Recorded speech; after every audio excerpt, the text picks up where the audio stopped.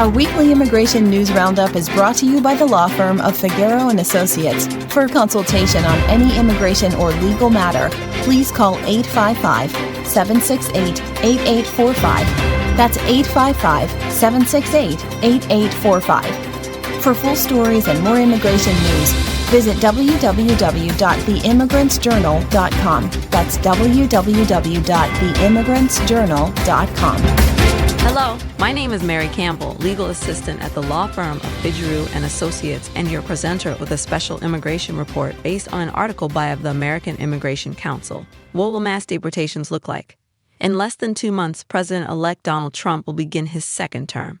We expect a flurry of immigration-related executive actions within days, including a dramatic shift in immigration enforcement in the interior of the United States.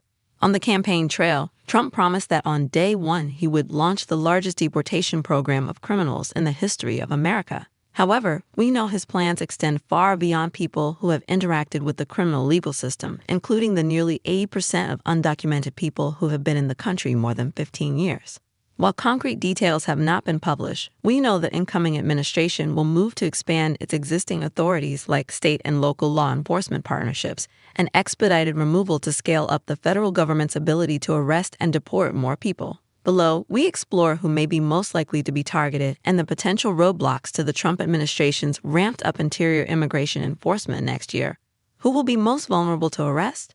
Tom Homan, Trump's incoming border czar and senior advisor on mass deportations, has been clear that anyone in the country unlawfully is at risk of arrest, but that those who pose public safety and national security threats will be first on his list. U.S. Immigration and Customs Enforcement, ICE, relies heavily on state and local law enforcement authorities to identify and target people suspected of being undocumented because it is less costly than going into communities and conducting at-large arrests. Since 2015, 82% of ICE arrests occurred inside of a local, state, or federal jail. The incoming administration is exploring ways to expand local law enforcement's authority to make it easier to arrest people suspected of being undocumented during routine stops. This means that any contact an undocumented person has with a local police officer or other local law enforcement agencies could result in arrest, detention, and deportation for that person and others around them. Other people who could be easy targets for the incoming administration are the nearly 1.3 million people who have a final deportation order, many of whom are currently monitored by ICE. Because they already have a deportation order, these folks won't automatically have an opportunity to go before an immigration judge. During Trump's first term, many people in this situation were ordered to report to ICE, arrested and deported rapidly with little notice. Their loved ones could also be at risk of arrest as ICE agents have also targeted those not on their radar, but who live or work close to people under current surveillance. These collateral arrests could occur in places where people work or in their homes. The Trump administration will likely target some of the 863,000 people protected by temporary protected status, TPS, who are from countries deemed by the federal government too unsafe for return. Currently, there are 16 countries that are designated for TPS, with 13 expiring in 2025. During his first term, Trump tried to terminate TPS for more than 400,000 citizens of El Salvador, Honduras, Haiti, Nicaragua, and Sudan, among others. Without TPS, these people could face risk of removal under a mass deportation campaign. What constraints will Trump's mass deportation operation be subject to? It's clear that the government currently doesn't have the resources needed to engage in a larger-scale deportation campaign. The American Immigration Council's study of the cost of mass deportation found that the government would have to spend at least $88 billion per year to dramatically scale up its detention and deportation infrastructure to deport 1 million per year. While Texas Land Commissioner Don Buckingham recently offered some land to Trump to expand immigrant detention centers, those 1,400 acres are likely a drop in the bucket of the expansion needed. ICE would have to increase its current capacity 24 times to engage in an operation at that scale. Republican leaders are planning to move forward in early 2025 on a spending bill that could include billions for border wall construction, ICE, and more detention beds.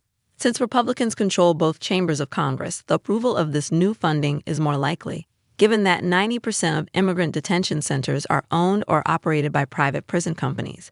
The expected increase in detention has already caused their stock prices to jump. Even with this funding, the Trump administration will face other barriers to its planned campaign. With 3.7 million cases currently pending before just 735 immigration judges, These cases could take years to be resolved. During his first term, Trump attempted to expand a fast-track deportation process known as expedited removal, which is currently applied to people arrested within 100 miles of the border and within 14 days of entering. This expansion would include people anywhere in the U.S. who entered in the last 2 years. However, this process will face obstacles as the overwhelming majority of undocumented people have been in the U.S. for more than a decade.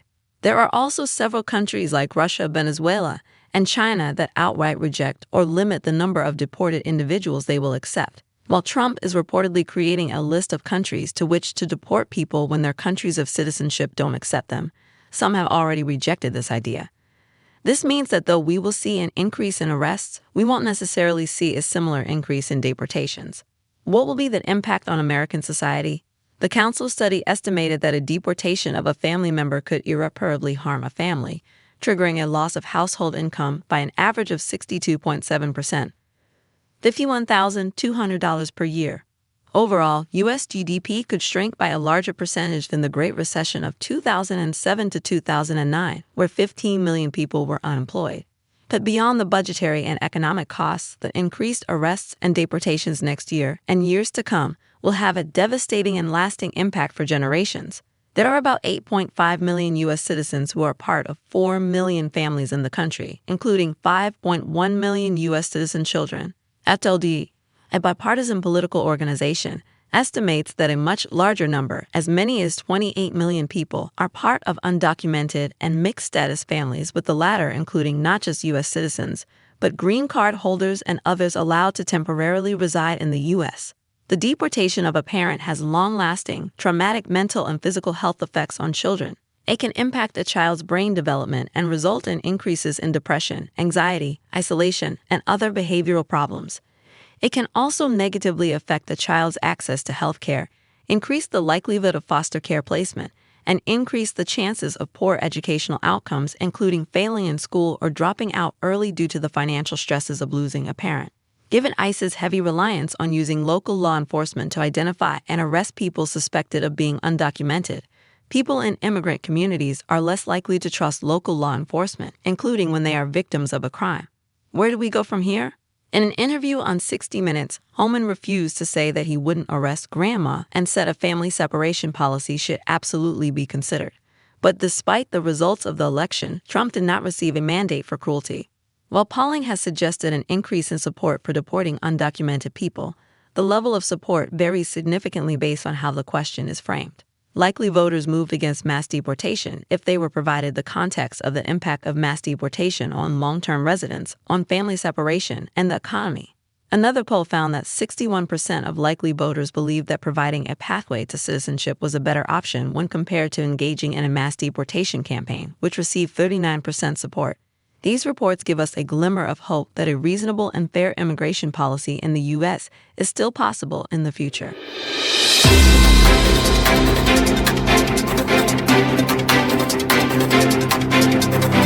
Our weekly immigration news roundup is brought to you by the law firm of Figueroa & Associates. For a consultation on any immigration or legal matter, please call 855-768-8845. That's 855-768-8845. For full stories and more immigration news, visit www.theimmigrantsjournal.com. That's www.theimmigrantsjournal.com.